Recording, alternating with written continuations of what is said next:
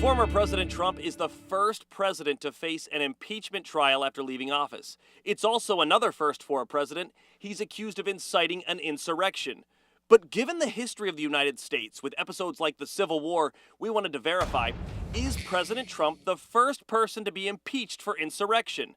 Our sources are the Senate records and constitutional law professor Dr. Mark Graber from the University of Maryland. The answer is no one has been impeached and convicted of insurrection. People have been impeached and convicted, but not of insurrection. So that's a no. Former President Trump will be the first person to be tried for insurrection.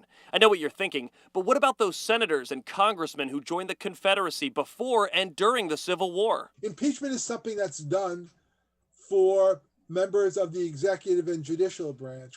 Senators may be expelled, representatives may be expelled, but they're not impeached. That means there is a whole generation of senators and representatives that were expelled from office, but none of them faced a Senate impeachment trial, which makes Donald Trump the first federal official to be tried for insurrection against the United States.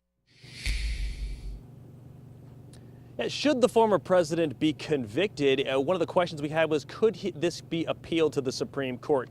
And the answer is, we don't know. Now, according to Dr. Mark Graber, this is actually an area that constitutional scholars are torn on. There is a school of thought that in the 1990s, the Supreme Court addressed that they felt they may have a role in impeachment proceedings. However, most constitutional law scholars would say that they believe that impeachment is strictly a legislative procedure.